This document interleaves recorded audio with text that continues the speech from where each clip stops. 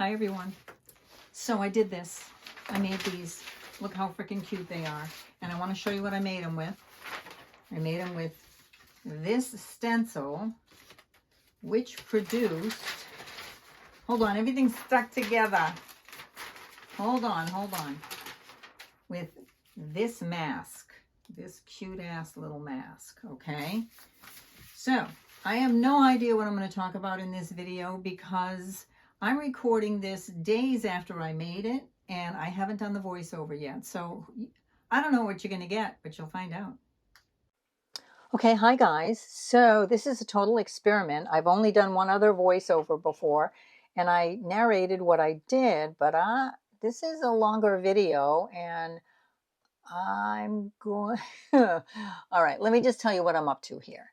I was having a day where I wanted to be creative, but I didn't want to perform. And, you know, for those of you that have ever made a video like this, there's a certain amount of performance, whether or not you like to think of it that way.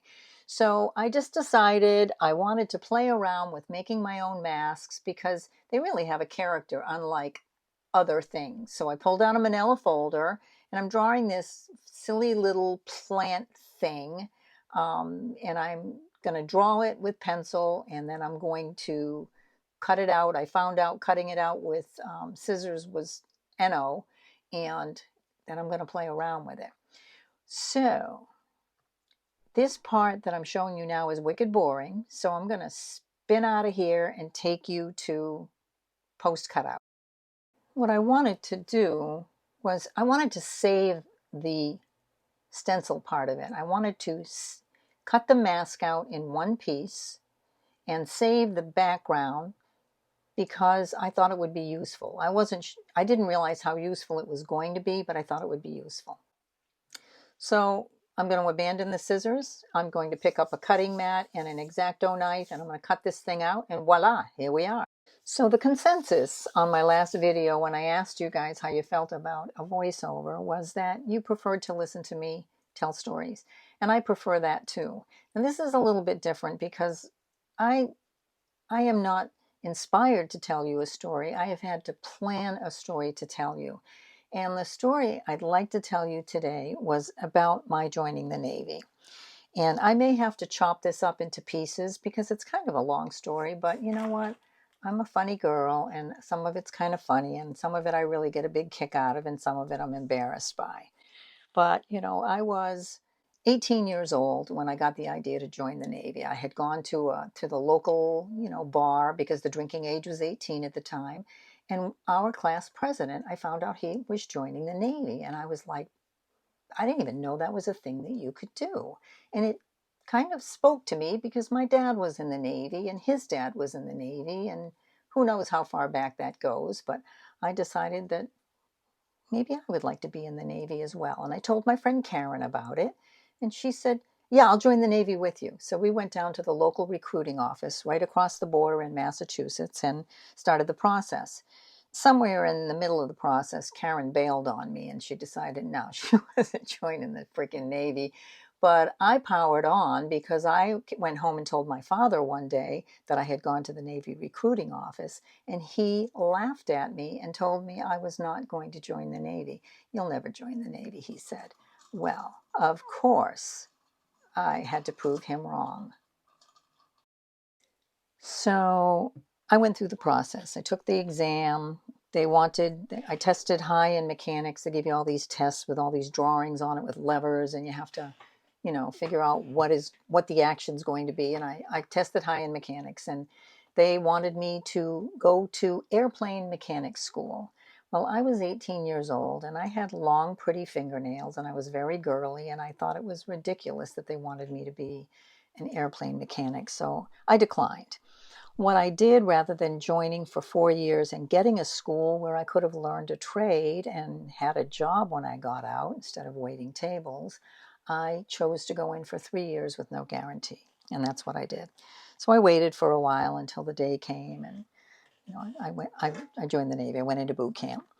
And boot camp, I don't know what boot camp is like now, but I can tell you that was one of the most difficult experiences of my life because I was unprepared for the structure. I was unprepared for not being able to get away with being my usual non-compliant self. I was unprepared for the grueling pace of it. You know, they didn't make girls do sit-ups or do any of that kind of stuff, but we were expected to do what we were told to do, and I just was not that good at that part of it. So I was a problem for myself and for my company commander almost from the get-go. I was a problem. I was not going to comply, and the price had to be very high for them to get my attention. So the story that I enjoy remembering was, oh, how do I even begin telling this story? Okay, I have to give you too much information. This is going to be TMI, too much information. So boot camp, just to set the scene for what it looks like in this room. It is a long, narrow room with bunk beds, 2 rows of bunk beds with an aisle behind, in the middle, and in the back of each bunk bed, lined by lockers. Wooden bunk beds. Probably, I don't know, maybe 50 beds, 25 beds in a row. I might be making that up, but it was, it was long. And this particular night that started this saga, I was sleeping on the top bunk, which is where I was assigned. And so, obviously the deal is when you are in boot camp and you are sleeping, you are to wear clothing, pajamas. That's kind of required. Well, I never was a pajama wearer, and even if I went to bed with them on, I woke up with them off, with no memory of having removed them. So in the middle of the night, I woke up and had to go to the ladies' room, and I did not have my pajamas on any longer, but everyone was asleep, so I just scampered through the barracks into the restroom, into the ladies' room, naked, did what I had to do, and came back to bed. I don't know how they knew, unless they record everything at night. I don't know. But the next day, I got called into the company commander's office and was put on notice that I was going to wear pajamas. I was not. I was not going to scamper through the barracks bare-assed, and I was going to pay a price for it. Okay, so the price that I paid was rather larger than I expected it to be because of my behavior, not because of the punishment. So one of the things that they did in boot camp regularly to torture us and to force us to become not civilians, to become military people, was locker inspections. And, we had certain clothing, at least I did, I'm sure everybody else did, that I never wore. I only kept folded for locker inspections. And it was, you had to fold your underwear a certain way, and I still fold my freaking underwear the same way. And they have an inspection. And if you're not prepared for it, if you don't pass the locker inspection, they come in and they take everything out of your locker and they throw it all over the place, and they pull all the sheets off your bed and pull the mattress off the bed, and in general humiliate you in front of your peers. But not only that, they also make everyone pay for the fact that you did not pass the locker inspection. So my punishment was, while everyone else was getting ready for the locker inspection, I was to stand with my nose against a stanchion, which is Navy talk for a support beam in the middle of the barracks. I was to stand there with my nose up against this stanchion and recite, "I will wear my clothes." I will wear my clothes and I will wear my shoes over and over again until I was relieved. Okay, so there are parts of this story that are missing for me, because what ensued, which I'm getting ready to tell you about now, I don't know how this happened. I don't know where the people were that were in charge of us that allowed this to happen, unless they just handed me a little length of rope with which to hang myself, which, now that I'm saying that, I'm thinking that that's probably what happened. So I am standing up against the stanchion saying, "I will wear my clothes and I will wear my shoes." And someone out there some other recruit starts clapping their hands in rhythm with the way I was speaking. So it went from I will wear my clothes and I will wear my shoes to I will wear my clothes and I will wear my shoes. And then now everybody's clapping and I will wear my shoes and I will wear my shoes. And I turn this into a big freaking laughing party. I'm so easily encouraged to, oh, jeez. Anyways, so we thought it was all pretty funny. I don't remember how that ends, but I do remember the next morning when I get called into the company commander's office again, and she flips a switch, and I can hear everyone clapping and me shucking and jiving. I will wear my clothes and I will wear my shoes. So I was a little surprised because I was naive. I was 18. I was arrogant and a little bit of a showboater, and I wasn't did not anticipate that I was going to be recorded and anyways. So this is where things really took a turn for me that I wasn't prepared for. So let me give you some backstory. In boot camp, I was in Orlando, Florida. In boot camp, when a company moves from one location to the other, from the barracks to the chow hall, from the barracks to school, from the barracks to anywhere, we march in unison. We march in formation, which was wicked fun, by the way. And what my absolute favorite part about being in boot camp was the marching. But no matter where we went, we marched in formation. Those of us who could not march in formation because they had developed blisters on their feet or they weren't feeling well or whatever reason would cause them not to be able to march in formation were called stragglers. And they walked behind us, not in formation, they straggled behind us. My punishment was to walk. You don't walk in boot camp, okay? If you're going somewhere in boot camp, my boot camp when I was there in 1975, I guess, if you were going somewhere and you weren't with your company, you were double timed. That meant you ran. You ran everywhere you went, and if you didn't run, somebody wearing an aglet, which was this braided piece of golden fabric, looked like a whatever that they'd wear on their shoulder. Anyone wearing an aglet, whether they were a big wig or not, could pull you over and give you a chit, which is, a punishment. So my punishment was to walk behind the stragglers everywhere we went, which basically meant that I had a big giant target on my back, and anyone who saw me walking who had any urge for power was going to stop me and give me grief. And I would have to explain the whole story. This is probably a thing that they do. You need to stop them and you need to torture them and make sure that they realize that this is not going to happen again.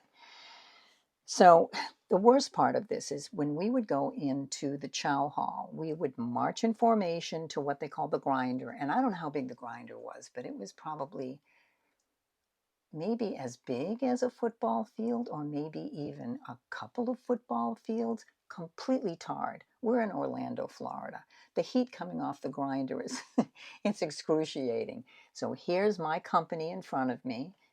There's the stragglers after that, and there's your girl, Cherie, walking behind everyone, getting stopped constantly. It was absolute torture. But the worst part is when we would be in formation to go into the chow hall, all of these other companies would be in formation as well, which included the guys, because when I was in boot camp, men and women attended the same Orlando boot camp.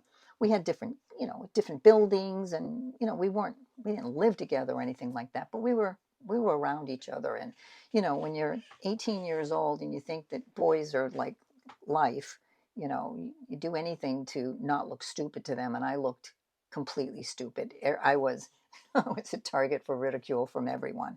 So we would march into formation, and then we would march out of formation one row at a time. You've seen them do this in football games where they, kind of march into one another and spread out.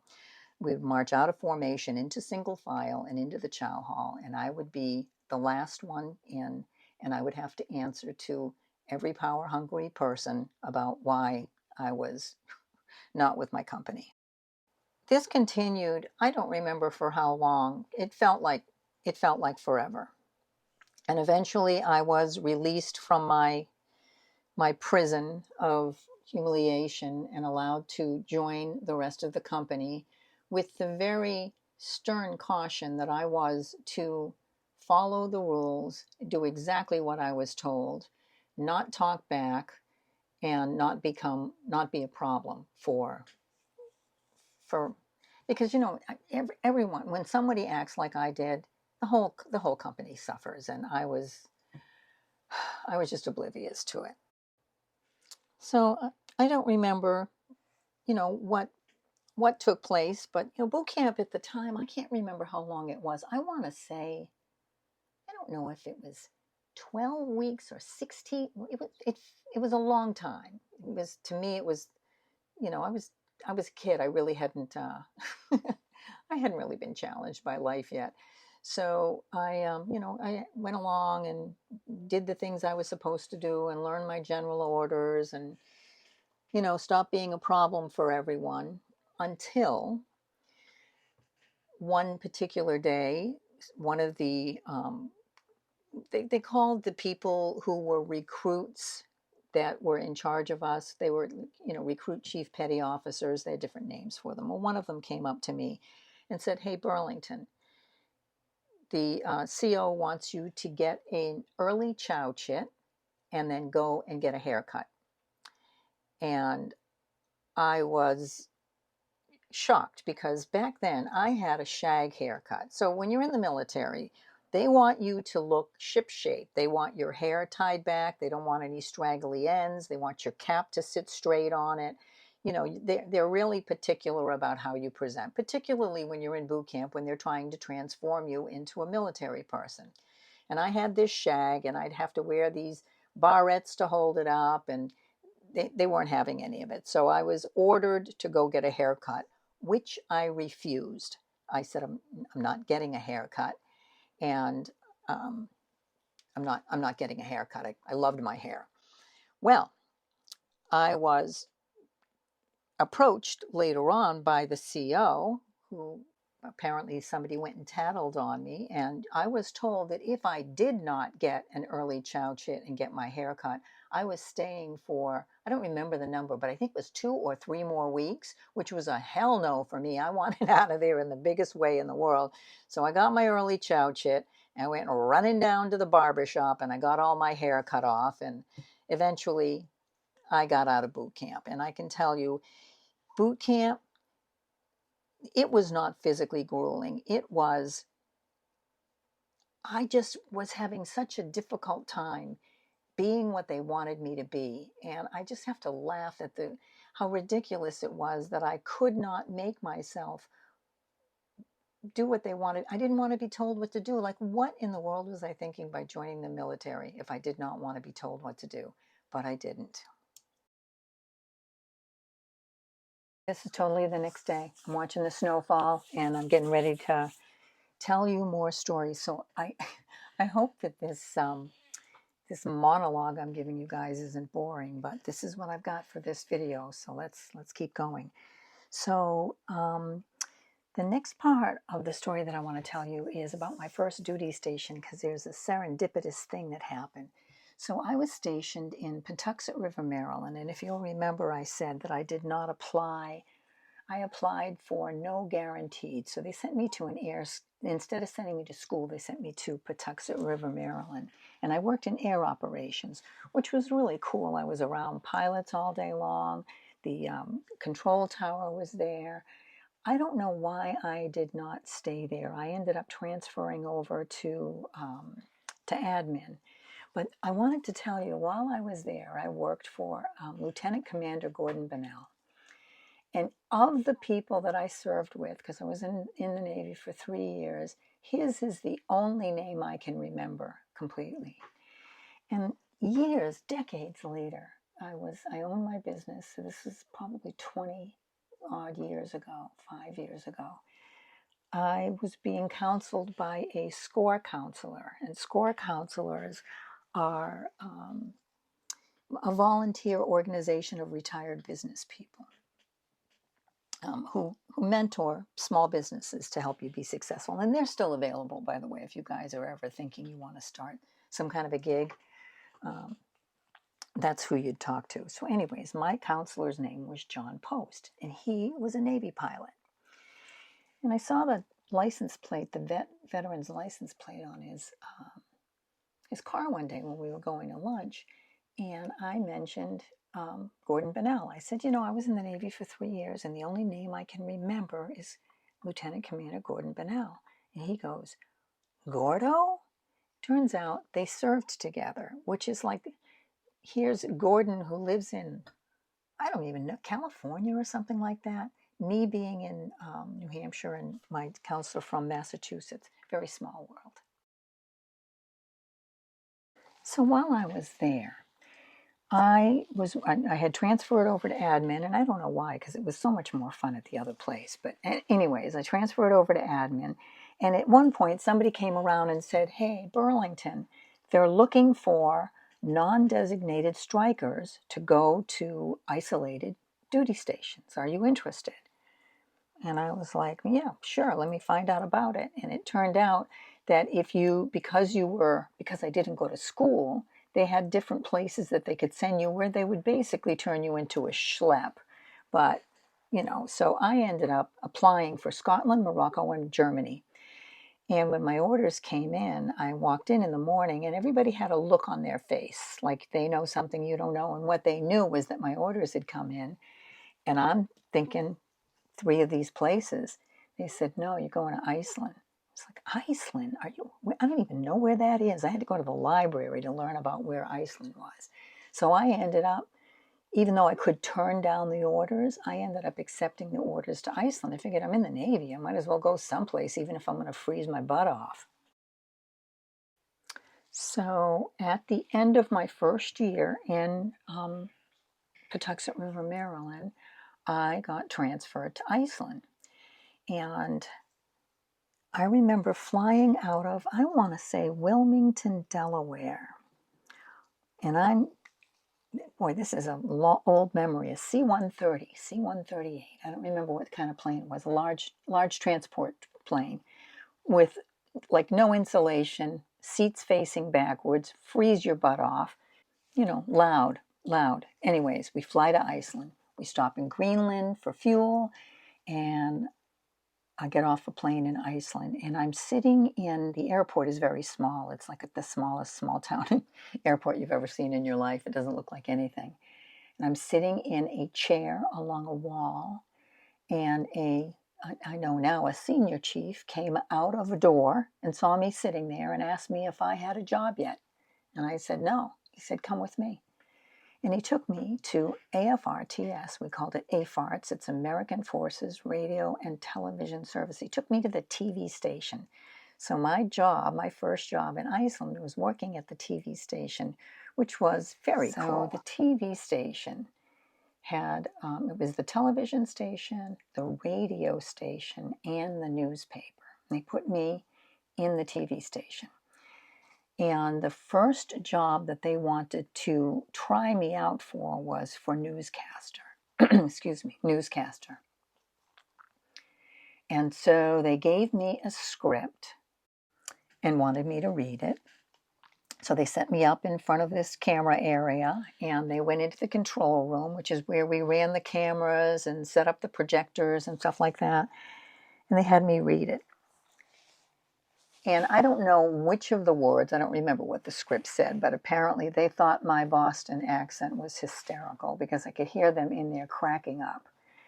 And they were hysterical. And then when I finally finished, they brought me back in and started saying, say this, say that, say car, say park, say, all of that kind of stuff. And I didn't think it was funny. I was pretty butthurt about it. I wasn't even aware of the fact that I had an accent because I'd really never been anywhere but in my town.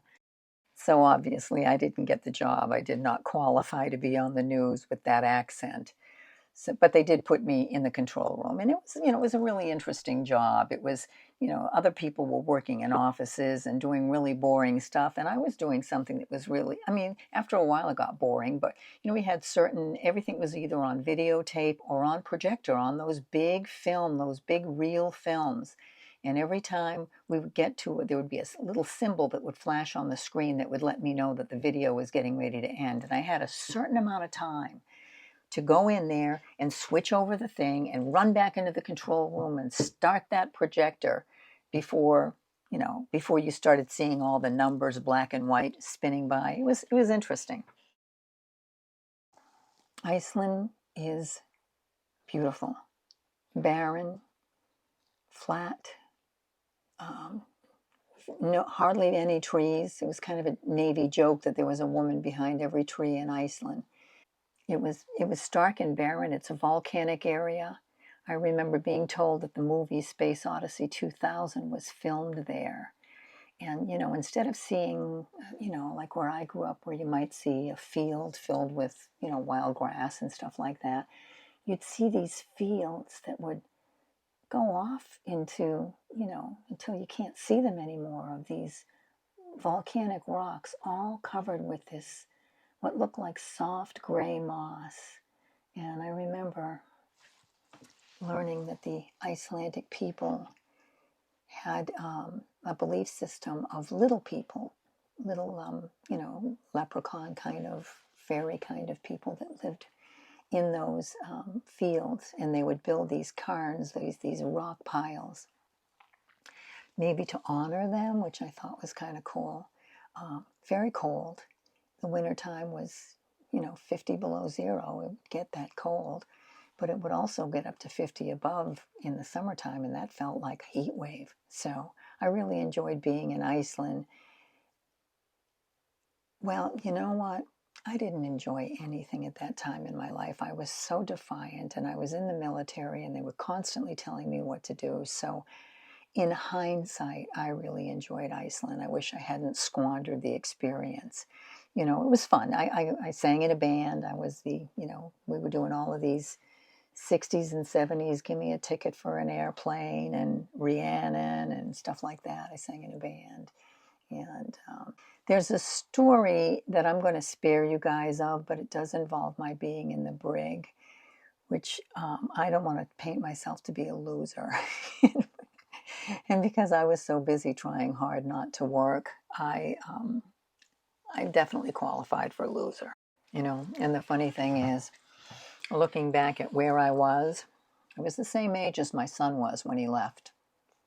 And my son used to exasperate me with the amount of energy he put into avoiding doing anything, which, talk about the apple not falling far from the tree. I manifested a carbon copy of myself who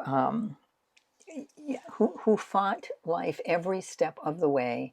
And he got the big idea. We graduated in 2012. And he got the big idea that he wanted to join the Navy. He was a lot like me. He didn't know what he was going to do. He had friends that were going to college, and he just didn't know what he was going to do with himself, and he was really looking for purpose. And I think, honestly, he was looking for somebody to whip him into shape. But because of his arrest record, my son was a gearhead, and he drove like an idiot. And he got arrested several times for driving to endanger and doing stupid shit. So the Navy, when he went down to apply, would not accept him. And he was devastated. He took it pretty hard, because I think that he had hung his hat on the idea that this was going to be the thing that got his attention and changed him. When he first started talking about enlisting, I said, listen, Neil, if you're going to go into the military and do it the way I did it the first time around, don't bother. Spare everyone, including yourself, a bunch of aggravation, because if all you're going to do is be difficult and try to get out of doing work, it's going to be a horrible experience for you. I think my son, at the time when he was thinking about enlisting, I think he knew he was living on the edge. And I just think he knew somehow that his time was short, because he ended up not more than a couple months later, he was gone. He crashed his motorcycle, and that was the end of him. So interesting how my memory of being in the military kind of got wrapped up in my son, who I have convinced myself came here for the purpose of saving me. So, I'm sitting here thinking about, how my son came into my life. He was an unplanned pregnancy. It was not welcomed by his biological father. So it was a very difficult start. And parts of raising him were very, very difficult as well. I did most of it alone, and it was a challenge. But you do the best you can. You even if it's not awesome, you do the best you can. And I was a very earnest participant in his raising. So when, this is not where I expected to go with this story, because it's, I don't know. Anyways, I went through, as a result of losing him, I went through a spiritual awakening. And I think that there are all kinds of things that can happen to a person to cause us to start asking questions, not like, how am I going to afford a new pair of shoes? No, like, what's the meaning of life? Why are we here? Why would this happen? Did I choose this? I definitely underwent a spiritual awakening. My life was completely altered by losing my son. And I've said this before, maybe you've heard me, in the ways that you would expect someone who loses a child, in those obvious ways. It's devastating, it's crushing, and you think that you'll never survive it, and then you find out you do. You find out it's 13 years later, and you keep waking up every morning, and he is still gone. He is still gone, and I am still here.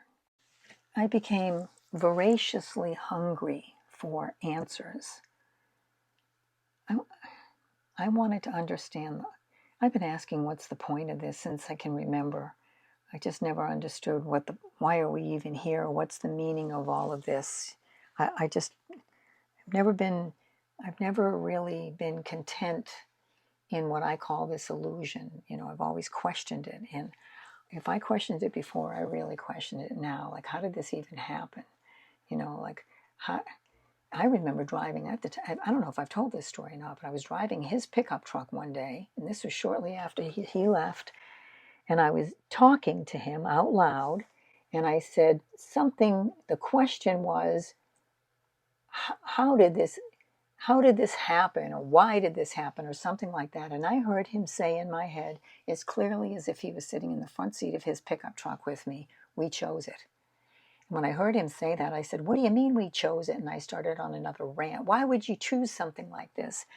Well, why you choose something like this may not be understood, because I think that when we are in spirit and we are planning our next incarnation, because I do believe that we have a hand in it, we're looking to understand things. And sometimes the only time you can really understand things is when you've been forced to ask questions, and you've been forced to go inside, and you've been forced to put aside what you thought you knew so that you could learn something that you didn't know.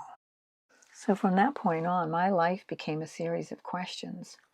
I started doing things, trying to understand how the world worked. I started meditating. My mom and I, and eventually the rest of my family, we ended up going to a spiritualist church where people practice mediumship and they connect with loved ones past. And it's interesting because my mom really wanted to go and I didn't. I wanted to go to a different kind of church, but we both knew we needed something.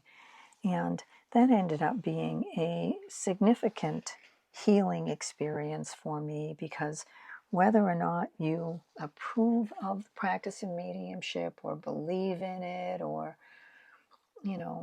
wherever you might stand with something like that, it has incredibly healing components.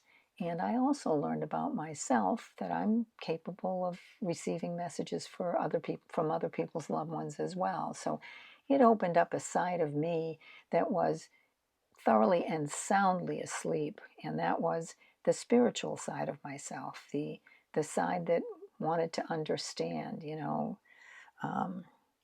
It's better to understand than to be understood. They used to say that in AA all the time, and I understand, or I came to understand that that was true.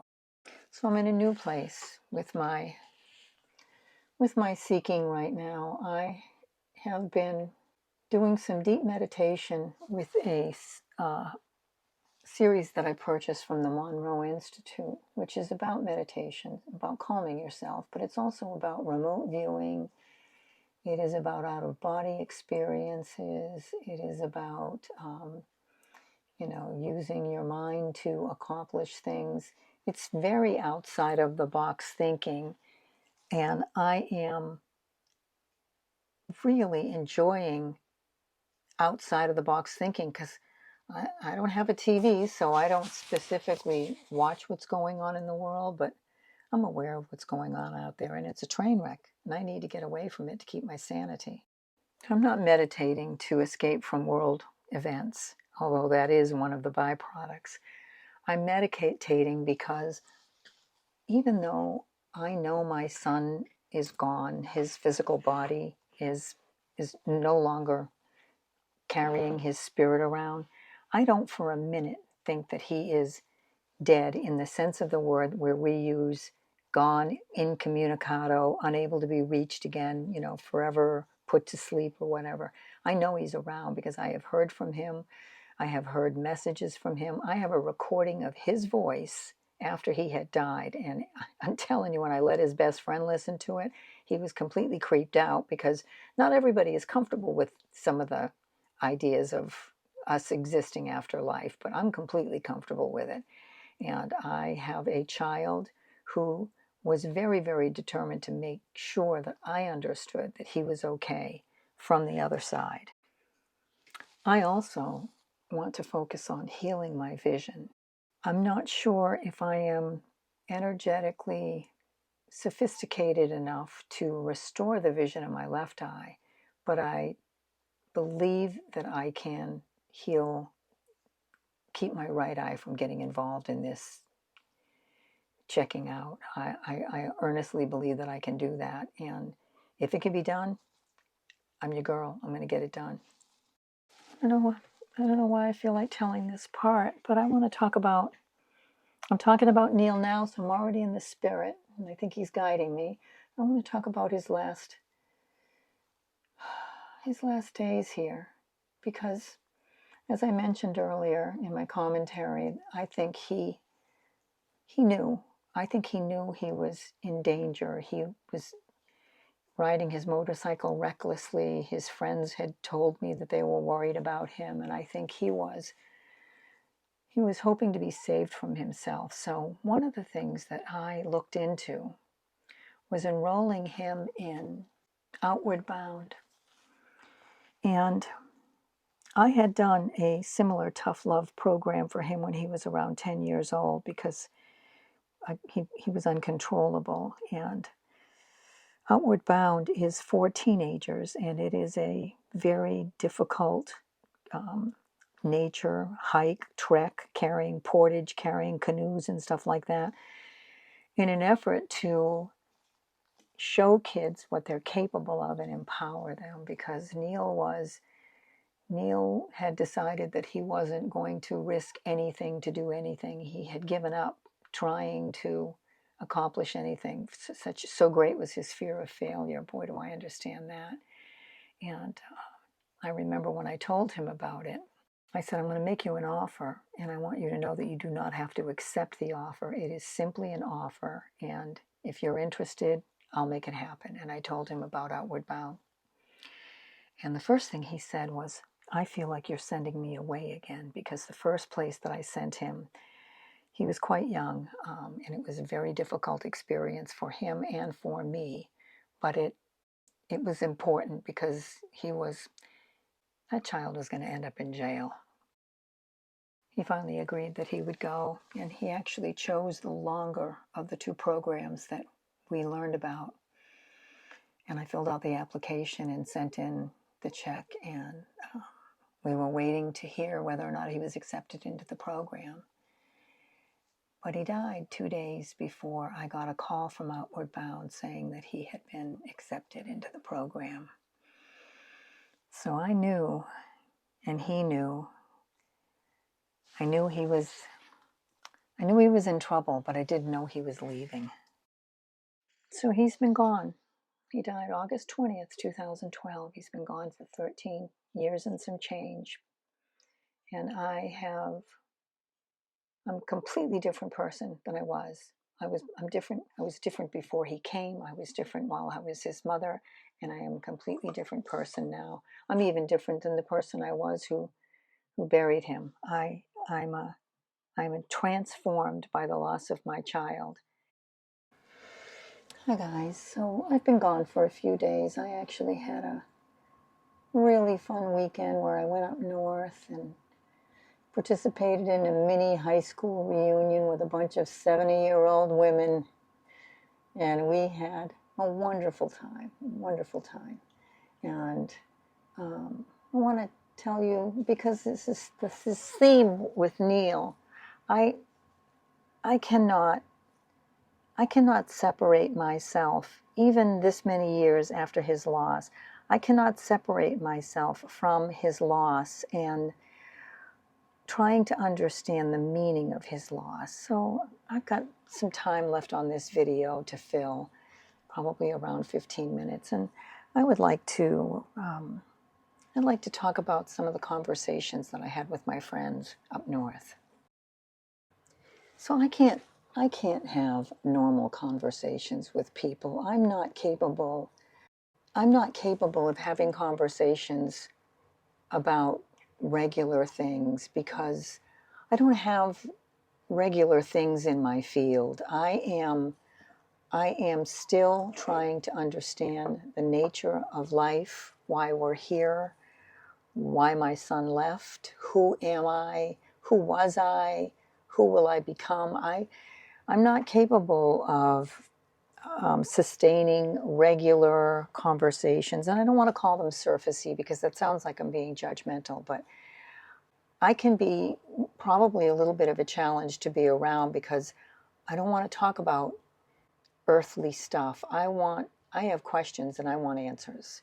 So even when I find myself in a social situation with these, I think there were 11 of us that this weekend, inevitably, if I've got the floor, I'm going to talk about something kind of deep because sometimes saying the words helps me answer some of the questions. And not very well, by the way, because I'm still saying the words and still asking the questions. But it's who I am. And if you're going to hang around with me, you're going to have to probably listen to me talk about my dead kid and why are we here. So I most likely led the conversation back to afterlife, reincarnation, loss, recovery from loss. But I was telling this story about my friend Diane. I have a very close friend, Diane, and I remember asking her one time, what do you think happens to us after we die? And she kind of shrugged and said, I don't know, I really never think about it.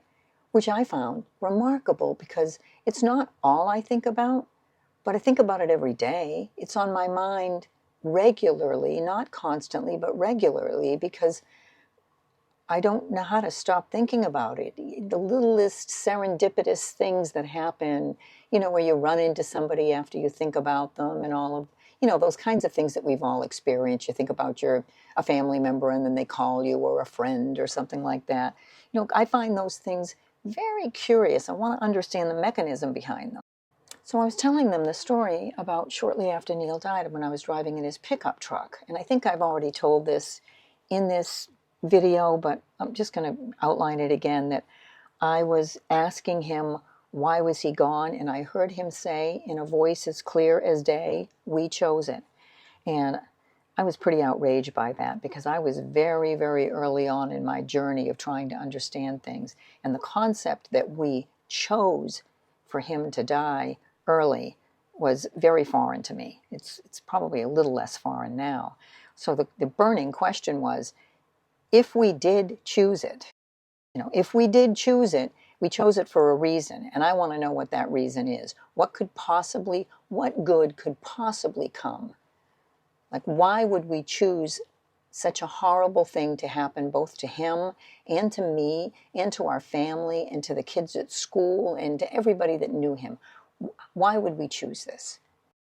Well, there's not enough time left in this video, or in life for that matter, for me to answer that question today. But one of the things one of my friends asked in response is, see, you're asking this question about what happens to us. And the question that I want to know is why we're here. And I think, and I said to Sandy, I think it's the same question, because it comes from the same root. What's the point of this? Sandy has also lost her child. And, we're changed by it. There's not a day for any of us that have buried a child that we don't think about them.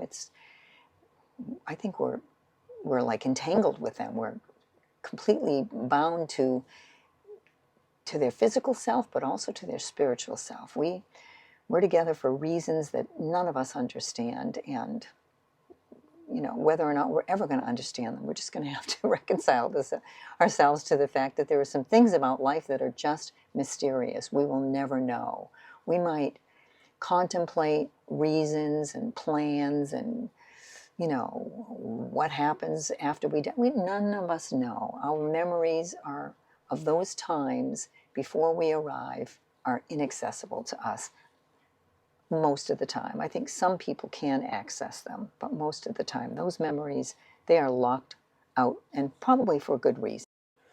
So one of my other friends, Nancy, made a comment. I was looking around the room, and she said, I am really simple. The things that you're talking about are so deep and so, I don't think that way. And, there was a part of me that was relieved for her, because to be agreeable in this world, to participate in it the way that it's laid out and not be beat up by it or, defiant against it, it's kind of a gift. I mean, I would wish for people who aren't asking questions to have an experience in their life that will force them to ask it, but that's a mixed bag, because I would wish for you to start asking questions, but almost always it's something devastating that forces the questions, which makes me think that the only way that we're ever going to learn anything is to suffer. And are you kidding me? I don't know how much longer I've got left on this planet, but I'm kind of tired, guys. I would really just like to have some peace. Okay, so let me start winding down. Let me start transitioning into some closing thoughts. I'm very curious. I don't get to talk to very many people in my life about things like this, because I've only got a handful of people that have any thoughts around it that could garner a conversation. So I'm just really curious. What do you think? What's been your experience? Because I have heard from my son. So my experience is that he still exists. I know some people think that when you're dead, you're dead. My dad was one of them. But apparently when you're dead, just your body is dead, because I've got a busy boy who's in touch with me all the time. And I'm curious, what's been your experience? Any thoughts that you want to share? Because I'm really curious about other points of view. What I do believe, like I started thinking, all right, let me launch into another thing for just a minute. So I have been adamant. This has been a long life, and I know I say it all the time, wah, poor me, but it has been a long life, and I'm tired. And I was pretty sure up until very recently, I was adamant that I was done. This was my last life. If I had anything to do with coming back or not, the answer was a hard pass, no, I am all done with this place. Well, I don't remember what caused the thought, always something does, But somebody said something on a video. Oh, someone said something about being a creator, that we are. We are by nature, we are creators. And, that the reason that a lot of people want to come back is because they want to create something. Because when you're in spirit, you can watch. It's like going to a movie. I'll use that analogy. You go to a movie and you watch somebody do some, like one of my friends, Gretchen, she hikes all over the world. She's an extraordinary woman. She hikes everywhere. And, I use the analogy to her that you're sitting, on watching TV of someone standing on the base of a mountain getting ready to, walk up that mountain, or standing at the crest of your trek up and you look down and you see where you've come from. I've been in Spain. It was extraordinary. There's not a story that someone could tell. There's not a movie that someone could film. There is nothing that would have given me the experience of that without going. And if I, as a creator, as a seeker, as a person who wants to know and experience and feel things, I would get hungry. I would get hungry to create if all I had was time and, mind, because I believe that once we're gone, we are mind. We are non-physical manifestations of the energy that inhabited us before we left. So, all right, there's a whole nother thing that I could go out on, but I'm just going to start winding down now and talk about what I'm doing here in front of you guys. And you've been following it, because I really have done very little editing of this. If I look like I'm sitting there contemplating for a long time, I've, chopped a couple of seconds out, but this is pretty much real time. So, I have been playing around with doing voiceovers only because they really are significantly easier so far than recording and, recording my conversations. I don't want one over the other, but sometimes one is just less downhill. It's more downhill. It's easier for me to do. And this was one of them where I just wanted to make art. And I wanted to take my time and not be critical and just be willing to make stuff that, I'd probably rather not share, but you know what, it has a place, or it's a base, or it's the beginning of something else. I'm starting to realize that there are no endings and no beginnings. It's all one big giant circle, and it all feeds itself. And in the end, you either learn something about life, or you learn something about art, or you learn something about being the kind of creator that our absolute, our higher power, our God, our whatever this force is that animates us. It's pretty extraordinary, because look at what we do. Look at the lives we live. Look at the children we bear. Look at the loved ones we bury. Look at the crazy ass world in which we live. It is just an extraordinary experience that, I don't know, I'm starting to reconsider. I was so sure, and now I'm wondering how long I would be able to exist as an observer only, without finding some way to participate, to create what I'm creating right now and I'm showing you guys, to tell you the stories that I tell you, to tell you the thoughts that I have that I can't really share with a lot of people, because these are big.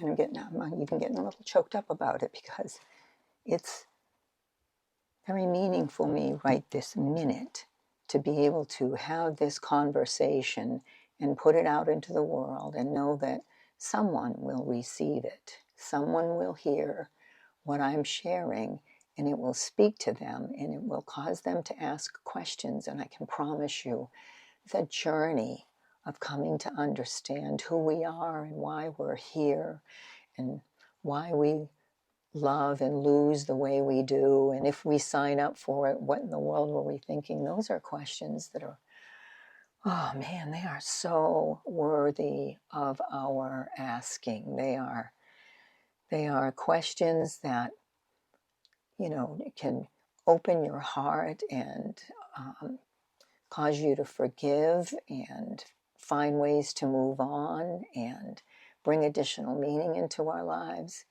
You know, even this process that I'm doing right here, right now, I've always done this by myself, sometimes with a friend, but mostly by myself. And none of it was, you know, frame-worthy to sell to people who watch my videos, none of that kind of stuff. So it was created and then it was put away, you know, not shared. And so what happens when I make these videos with you all is that I can show you the creative process. And in this instance, the whole creative process with very little editing. Just what I do when I'm in my studio and I'm doing what I want to do and I'm trying to please no one but myself. And honestly, pleasing isn't really what I'm up to here at all either. What I'm trying to do is find out what happens if I do this, what happens? If I change that, what happens? You know, and it's a journey. It's a worthy creative journey that I'm not sure if I'm ever going to be able to give up, no matter whether my body is alive or dead. So anyways, I've got a few minutes left. I'm gonna let you listen to my brother while I sign off. And thank you so much for listening to me, for watching me create this art, for letting me ask the questions, and also for the comments that I hope you'll leave about how you view the world. What do you think happens to us when we die? What experience have you had with understanding reincarnation or hearing from your loved ones? I would love to hear that. I just would love to hear how you see this. Thank you. Thank you so much for watching and listening, and you know, do the things, because I'd like to have these conversations with a larger group of people. You know, like, subscribe, comment, share, do all those things, and together we'll find out how much more we have in common than we have apart. I really enjoy you. I appreciate you. I honor the journey that you are on and the journey that you have completed so far. And thank you. Thank you very much. My name is Cherie Burlington. I'm an artist, an errant, an angel mom, and a storyteller, and a contemplator, and an observer, and I'm kind of relieved to have been able to have this conversation. It's one-sided, but I'm happy to have shared my thoughts with you today. Thank you. Bye.